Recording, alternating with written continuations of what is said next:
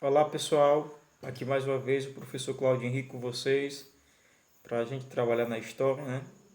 A gente tem como hoje tema central o Império Bizantino, né? Já adianto para vocês que é interessante parar um pouquinho e ouvir falar desse império, porque é nele que a gente compreende porque nós temos, né, o Oriente católico e o Ocidente católico. Então essa divisão, né, da própria Igreja Católica. A origem do Império Bizantino, né?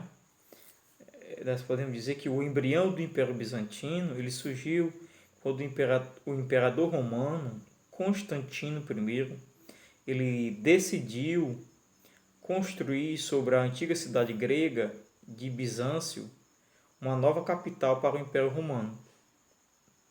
Constantino ele enviou então arquitetos e agrimensores para remodelar a cidade que foi inaugurada em 11 de maio de 330 sob o nome de Nova Roma.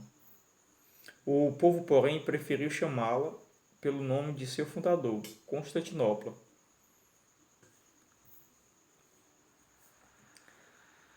Em decorrência da posição geográfica, a sua cultura foi mescla, né, de elementos orientais e ocidentais. Ou seja, Constantinopla, né, ela é formada pelos elementos tanto ocidentais quanto orientais. A língua grega, o respeito ao imperador e à religião cristã era reflexo da cultura helenística. Por outro lado, a interferência do Estado na economia, a subordinação da Igreja ao Estado e o aparecimento de heresias marcaram a influência da cultura oriental sobre o povo bizantino. A organização do Império. À frente do Estado estava o imperador ou basileu, que tinha poder absoluto e teocrático. A gente sabe que um governo teocrático ele é um representante de Deus na Terra. Né? Para quem não sabe, todo governo teocrático está se referindo que esse governo ele é respeitado igualmente um Deus na Terra. O imperador era ao mesmo tempo chefe político e religioso, acreditando-se inspirado e assistido por Deus. A subordinação da Igreja ao Estado denomina-se cesaropapismo.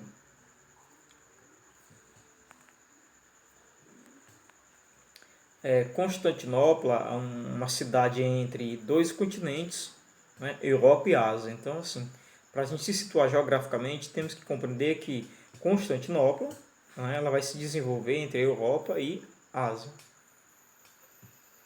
O mapa está jogando toda essa questão da localização. Né? O cristianismo e a política imperial. Né? Falar de Constantinopla temos que focar essa questão do cristianismo, que é forte, e a política. Né? Então, assim, a adoção do cristianismo como religião oficial foi uma tentativa de criar um sentimento de união entre os grupos que viviam sobre o domínio do Império Romano, evitando uma revolta popular. Os governantes bizantinos tentaram transformar Constantinopla numa cidade cristã. Quais foram esses imperadores? Né? Os principais imperadores, nós podemos citar três, como Constantino, Teodósio e Justiniano. Né? O Constantino ele foi marcado, transferiu a sede do Império de Roma para Constantinopla, tomou-se cristão e garantiu a liberdade de culto. Né? Já Teodósio, que foi que marcou, ele dividiu o império entre seus dois filhos em Ocidente e Oriente, tornou o cristianismo a religião oficial do império. Já Justiniano, ele marcou seu império pela questão, o imperador que mais desenvolveu o império, reuniu as leis romanas no Código de Justiniano, e combateu as heresias, ou seja, ato ou palavra contrária à igreja cristã. O cristianismo e a política imperial. Cesaropapismo, a igreja deveria ficar sob o controle do Estado, ou seja, o líder político ele controlava a igreja, né? Propagou o combate às heresias, a instalação dos símbolos cristãos, ícones e relíquias, criação dos mosteiros. A cultura bizantina promovera a construção de templos, igrejas, palácios e prédios públicos decorados com pinturas e mosaicos. Então, essa questão do mosaico é muito forte, que vem da cultura que se desenvolveu, né, ali nos países árabes, e Constantinopla também foi marcado, né? Imperatriz Teodora, né? Nós temos a imagem. Justiniano o Grande. Essa aqui é a Catedral de Hagia Sofia, né? Santa Sofia, construída por Justiniano entre 532 a 537.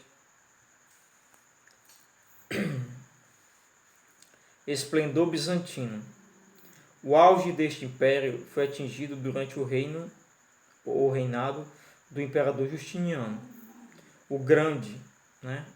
Que foi por volta de 527 a 565, que visava conquistar o poder e o Império Romano havia perdido no Ocidente.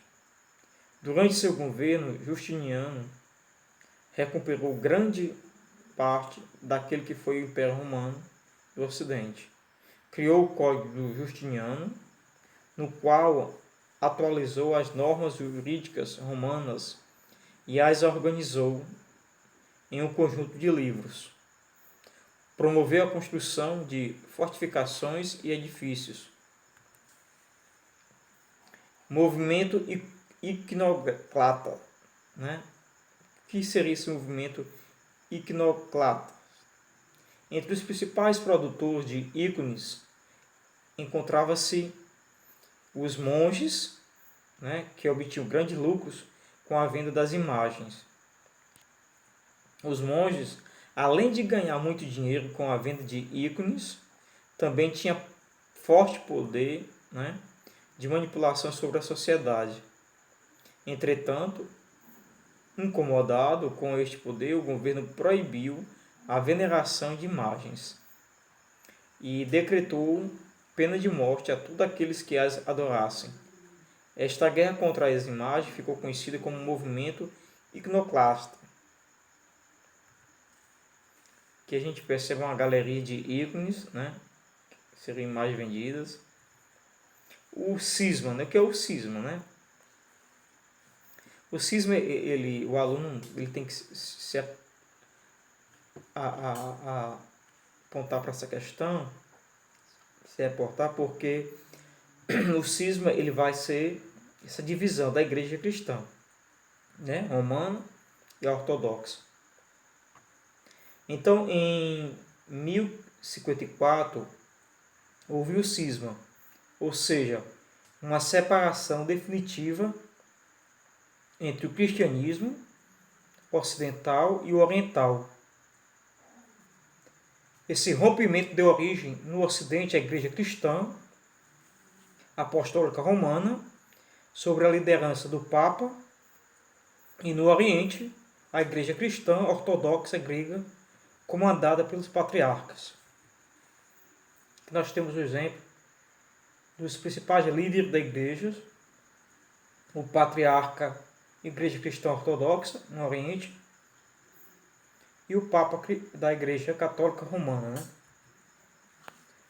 A queda do Império Romano no Oriente, ou Império Bizantino. Esse império teve um fim, sim. O que levou ao declínio? A morte de Justiniano, né? Foi um dos pontos chaves. Após a morte de Justiniano, o Império Bizantino ficou à mercê das diversas invasões. E a partir daí deu-se o início à queda de Constantinopla. Com seu enfraquecimento, o império foi dividido entre diferentes realezas feudais. Constantinopla teve sua queda definitiva no ano de 1453, após ser tomada pelos turcos. Atualmente, na atualidade, hoje, Constantinopla é conhecida como Istambul, e pertence a quem? A Turquia.